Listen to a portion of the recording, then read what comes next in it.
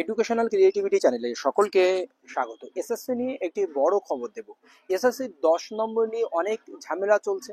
সেই এসএসসি 10 নম্বর দেওয়াকে নিয়োগ করে, মানে যে অভিজ্ঞতা 10 নম্বর দেওয়াকে কেন্দ্র করে ডিভিশন বেঞ্চ চ্যালেঞ্জ করলো কমিশন। তো এই যে কপিতে কোন কোন মামলাকে চ্যালেঞ্জ করে যারা ডিভিশন বেঞ্চে গেল 10 নম্বর দেওয়াকে কেন্দ্র করে, সেটা বিস্তারিত কিন্তু এই ভিডিওতে আপনাদেরকে বলবো, সেই জন্য ভিডিওটি না কেটে শেষ পর্যন্ত দেখবেন। তো আপনারা দেখতে পাচ্ছেন রাহুল কুমার সিং। এখানে দেখুন ম্যাট 1844 অফ 2025, কেস নাম্বার কত 1844/2025, ম্যাট নাম্বার এত।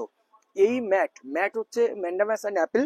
এখানে West Bengal Central School Service Commission and others, ওনারা West Bengal Central School Service Commission division বেঞ্চে গিয়ে আছেন স্বয়ং ভার্সেস চণ্ডী চরণ মাহতা অ্যান্ড আদার্স। এছাড়াও এখানে আরো কয়েকটি মামলাকে চ্যালেঞ্জ করে তারা গেছে, প্রায় 4-5টা এই 10 নম্বর এক্সপিরিয়েন্স আর নাম্বারকে চ্যালেঞ্জ করে তারা কিন্তু ডিভিশন বেঞ্চে গেছে। তো তাদের গ্রিভেন্স কি ছিল, সেই গ্রিভেন্স নিয়ে আপনাদেরকে বিস্তারিত বলবো।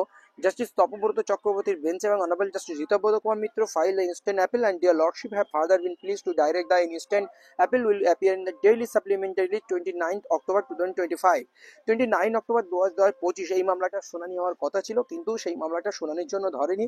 আবার কবে শুনানি হবে অবশ্যই আপনাদেরকে বলবো, কিন্তু তার আগে আপনাদেরকে একটা জিনিস আমি দেখিয়ে দিই যে এখানে কোন মামলাকে চ্যালেঞ্জ করে এই কাজটি হয়েছে। তো আমরা যদি এই যে পুরো মামলাটি সিনাপসিস দেখি, তাহলে পুরোটা কিন্তু বুঝে যাব যে কি চ্যালেঞ্জ করা হয়েছে। তো এছাড়াও কোন অর্ডার কপিকে চ্যালেঞ্জ করা হয়েছে সেটাও বলবো। দেখুন সিনাপসিস কি বলছে, the writ petitioner submitted his application before 21st July 2025 for his subject and paid the application fees based on the application form submitted by the rit petition, and admit card has issued to him on 14 August 2025 is subject, and according to the writ petition herein appeared for written examination 7 September 2025 and 14 September 2025. It is pertinent to mention here that writ petition did not communicate about any alleged error in the application form of the applicants and during the months of July, August, September 2025 যখন পরীক্ষা দেওয়ার পরে সে কোর্টে দ্বারস্থ হয়েছিল। পরীক্ষা দেওয়ার আগে জুলাই, আগস্ট, সেপ্টেম্বর যখন আবেদন হয়েছিল তখন তার কোনো গ্রিভেন্স ছিল না, সে নির্দিষ্ট টাইমে কোর্টে আসেনি। Not did seek any clarification regarding filing out an application form with his purported teaching experience in Jawahar Navodaya বিদ্যালয়। যারা কেন্দ্রীয় সরকার বা জওহর নবোদয় বিদ্যালয় থেকে যারা শিক্ষকতা করছে এই 4 বছর 5 বছর বা 3 বছর ধরে, সেই টিচিং এক্সপিরিয়েন্স নাম্বার পাওয়ার জন্য তারা গিয়েছিল সিঙ্গেল বেঞ্চে। সিঙ্গেল বেঞ্চ তাদের পক্ষে রায় দিয়েছে, এখন তারা পশ্চাতে কমিশনের ডিভিশন বেঞ্চে আপিল করেছে। কিছুদিন মানে গতকালই আপনারা দেখছিলেন যে 10 নম্বর আগে না পরে দেবে, অ্যাকচুয়ালি সেই মামলা কিন্তু এখনো ওঠেনি।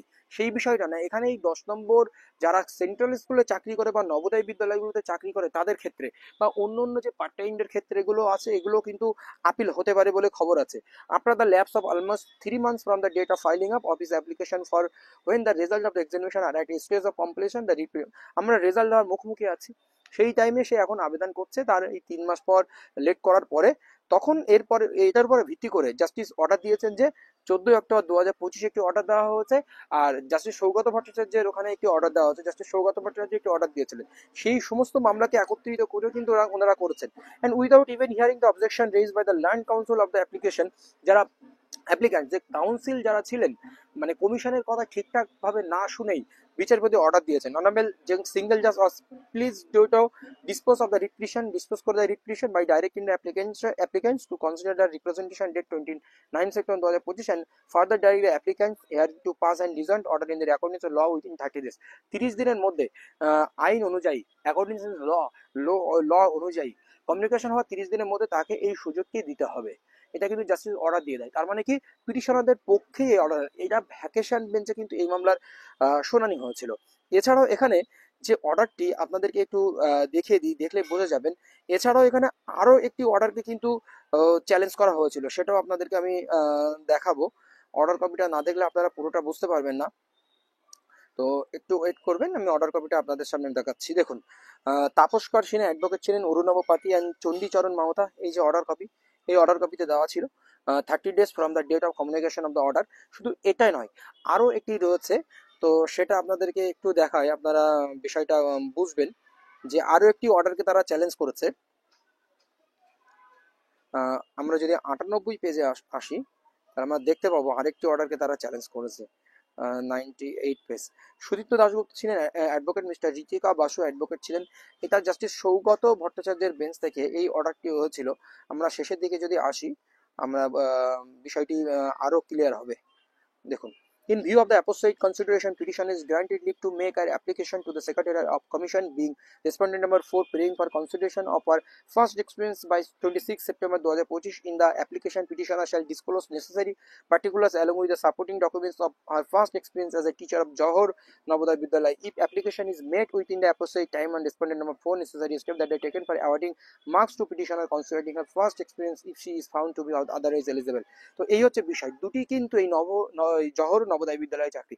তাছাড়া পার্ট টাইমদের ক্ষেত্রে একই মামলা হয়েছে, বিভিন্ন সেন্ট্রাল স্কুলে চাকরি, আরবি স্কুলে চাকরি, এই সমস্ত ক্ষেত্রে কিন্তু তারা বিভিন্ন চ্যালেঞ্জ করেছে। এমনকি আমরা দেখেছিলাম কিছুদিন আগে সিনিয়র অ্যাডভোকেট কল্যাণ ব্যানার্জি কমিশনার উনি বলেছেন প্রয়োজন হলে আমরা এই 10 নম্বর নিয়ে সুপ্রিম কোর্ট পর্যন্ত যাবো, এটাও কিন্তু আমরা শুনতে পেরেছি, কারণ এই 10 নম্বর নিয়ে বেশ খুব জলগোলাই হচ্ছে। তো চলুন এই আপডেট, পরবর্তী কোনো আপডেট বা ডিভিশন বেঞ্চে কি আপডেট, শুনানি আপডেট কি আসবে অবশ্যই আপনাদেরকে দেওয়া হবে। ধন্যবাদ।